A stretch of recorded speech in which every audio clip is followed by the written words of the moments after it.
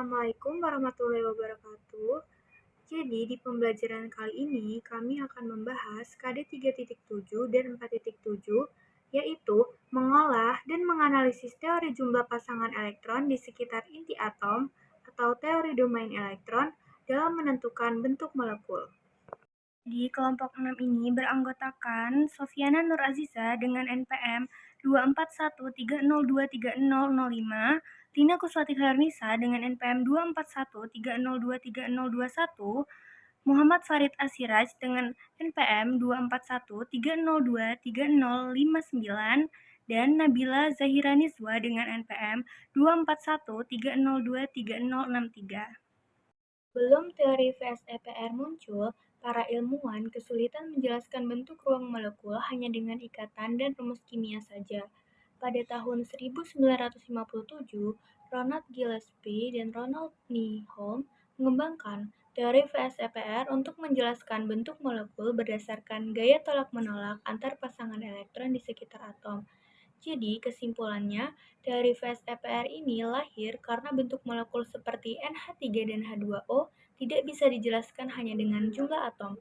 Perbedaan jumlah pasangan bebas menyebabkan bentuk molekul berubah dari bentuk ideal tetrahedral seperti CH4, dan teori VSEPR juga menjelaskan perubahan ini dengan konsep tolak-menolak antar pasangan elektron. Di KD 3.7 ini konsepnya yang pertama ada teori VSEPR atau Valence Shell Electron Pair Repulsion, lalu ada teori domain elektron, pasangan elektron ikatan, pasangan elektron bebas, bentuk molekul, dan orbital hibrida. Yang pertama ada teori VSEPR atau Valence Shell Electron Pair Repulsion, adalah teori yang digunakan untuk memprediksi bentuk molekul berdasarkan jumlah pasangan elektron di sekitar atom pusat.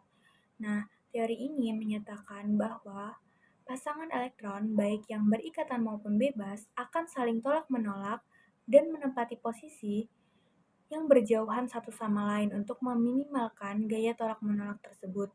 Teori ini menggunakan teori secara langsung, tidak menggunakan konsep orbital atom, melainkan fokus pada posisi pasangan elektron di sekitar inti pusat. Selanjutnya ada teori domain elektron yang merupakan penyempurnaan dari teori VSEPR yang menjelaskan bahwa pasangan elektron di sekitar atom pusat, baik yang terikat maupun yang bebas, akan saling tolak-menolak karena memiliki muatan negatif. Akibat gaya tolak-menolak ini, pasangan elektron akan menempati posisi sejauh mungkin satu sama lain untuk mencapai kestabilan dan meminimalkan gaya tolak. Kekuatan tolak-menolak di antara pasangan elektron berbeda-beda dengan urutan PeB-PeB, lebih dari PeB-PeI, lebih dari PeI-PeI. Pemahaman ini sangat penting untuk menentukan bentuk geometri molekul secara lebih akurat. Selanjutnya ada bentuk molekul. Yang pertama ada bentuk linear, yaitu atom-atom tertata dalam satu garis lurus. Sudut yang dibentuk oleh dua ikatan ke arah atom pusat akan saling membentuk sudut 180 derajat. Seperti contoh, ada CO2 dengan C sebagai atom pusat dan berikatan dengan dua atom O. Terlihat seperti pada gambar. Bentuk trigonal planar. Atom-atom dalam molekul berbentuk trigonal planar. Sudut ikatan yang terbentuk adalah 120 derajat. Contohnya ialah BCl3. Bentuk tetrahedral. Atom-atom dalam molekul berbentuk tetrahedron akan berada dalam suatu ruang piramida segitiga dengan keempat bidang permukaan segitiga sisi. Sudut ikatan yang terbentuk adalah 109,5 derajat. Contohnya CH4. Bentuk trigonal bipiramida. Bi sendiri dalam bahasa memiliki arti 2. Atom pusat berada pada bidang sekutu dari dua buah limas segitiga yang saling berhimpit. Sedangkan kelima atom yang mengelilinginya akan berada pada sudut-sudut limas segitiga yang dibentuk. Sudut ikatan yang terbentuk adalah 120 derajat dan 90 derajat. Contoh PCl5. Bentuk oktahedral. Bentuk yang terjadi dari dua buah limas alas segi 4 yang bidang alasnya berhimpit, sehingga membentuk 8 bidang segitiga. Atom pusatnya berada pada pusat bidang segi 4 dari dua limas yang berhimpit. Sedangkan 6 atom yang mengelilingi akan berada pada sudut limas. Sudut ikatannya adalah 90 derajat. Contohnya SF4, SF6. Teori FSCPR yaitu pasangan elektron di sekitar atom pusat akan saling tolak-menolak, sehingga akan menempati posisi yang sejauh mungkin. Dari gaya tolak-menolak ini, kita dapat memperkirakan bentuk molekulnya.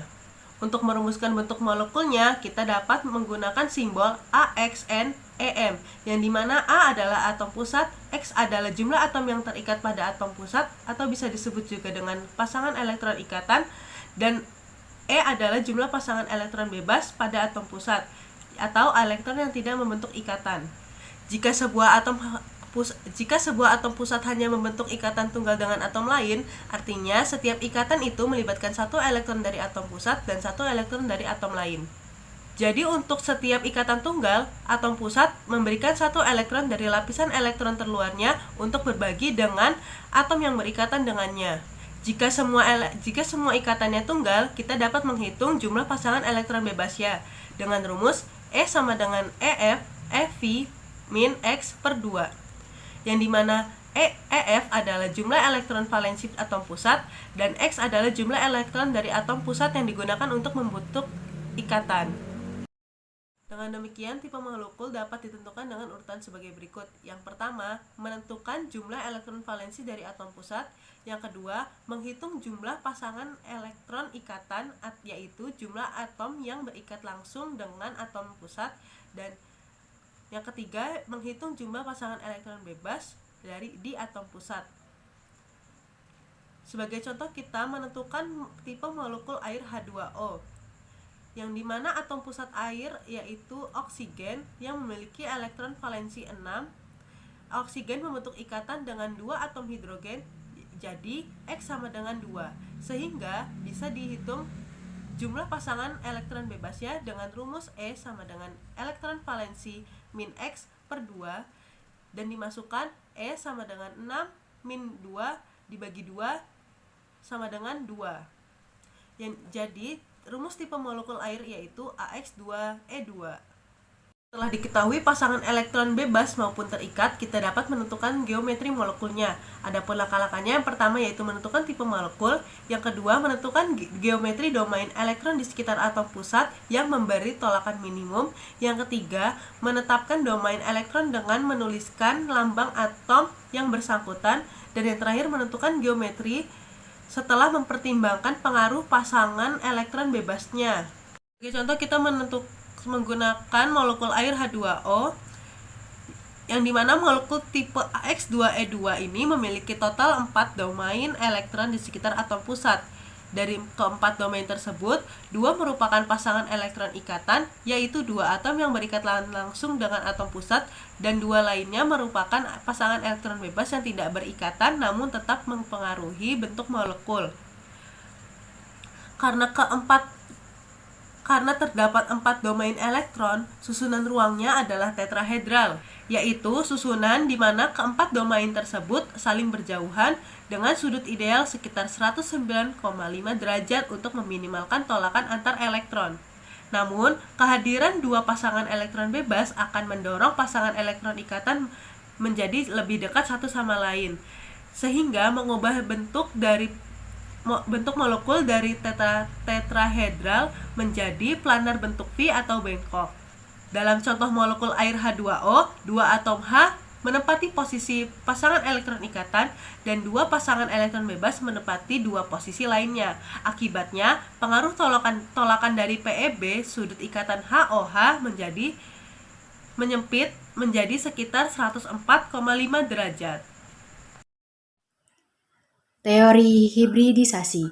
Orbital hibrida menggambarkan distribusi elektron lebih mendekati kenyataan pada atom-atom yang berikatan secara kimia.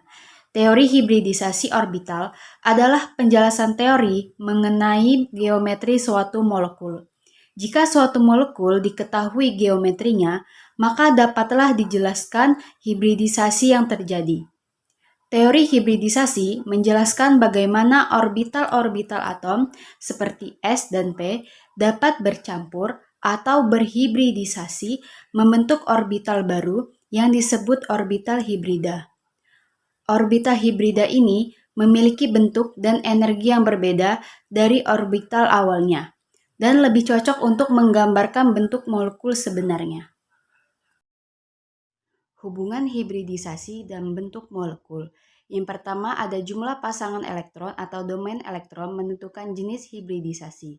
Dalam suatu atom pusat, pasangan elektron, baik ikatan maupun pasangan bebas, disebut domain elektron. Jumlah domain elektron akan menentukan jenis hibridasi atom pusat. Yang kedua, ada teori VSEPR digunakan untuk memprediksi bentuk molekul. VSEPR adalah teori yang menyatakan bahwa pasangan elektron di sekitar atom pusat akan saling tolak-menolak, sehingga mereka mengatur diri sejauh mungkin untuk meminimalkan tolakan.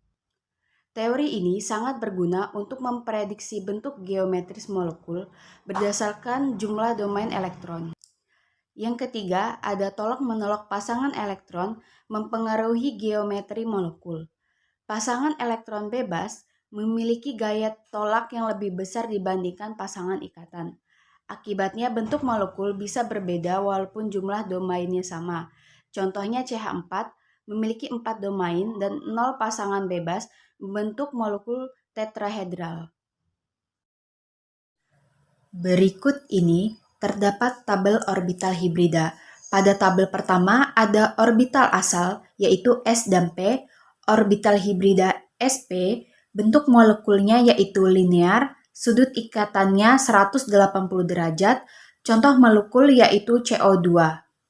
Pada tabel kedua, orbital asal yaitu S dan 2P, orbital hibrida SP2, bentuk molekulnya yaitu trigonal planar atau segitiga sama sisi, sudut ikatannya 120 derajat, contoh molekul yaitu SO3. Pada tabel ketiga, orbital asal yaitu S dan 3P, orbital hibrida SP3, bentuk molekulnya yaitu tetrahedral, sudut ikatan 109,5 derajat, contoh molekul yaitu CH4. Pada tabel keempat, orbital asal yaitu S, 3P, dan 1D. Orbital hibrida SP3D. Bentuk molekulnya bipiramida trigonal. Sudut ikatan yaitu 120 derajat di bidang ekuator dan 90 derajat antara ekuator dan aksial. Contoh molekulnya yaitu PCl5. Pada tabel kelima, orbital asal yaitu S, 3P, dan 2D. Orbital hibrida SP3D2. Bentuk molekulnya yaitu oktahedral. Sudut ikatan 90 derajat. Contoh molekulnya yaitu SF6. Berikut ini terdapat contoh hibridisasi molekul CH4.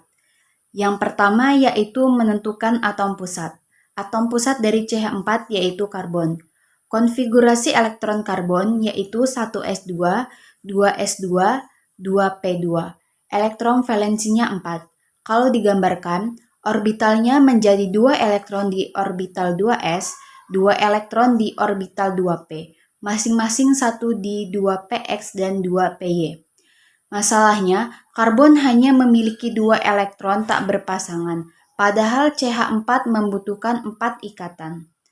Bentuk molekul seperti ini disebut keadaan dasar. Molekul dari CH4 artinya atom C mengikat 4 atom H. Atom C harus menyediakan 4 elektron tunggal, maka elektron yang berada di orbital S mengalami promosi ke orbital P, sehingga bentuk orbital S sisa 1. Hal ini disebut dengan keadaan tereksitasi. Setelah elektron C menyediakan orbital tunggal, barulah elektron H bergabung ke dalam masing-masing orbital. sehingga keadaan ini disebut terhibridisasi. Jadi, orbital hibrid dari molekul ini yaitu S1 dan P3 atau sp3.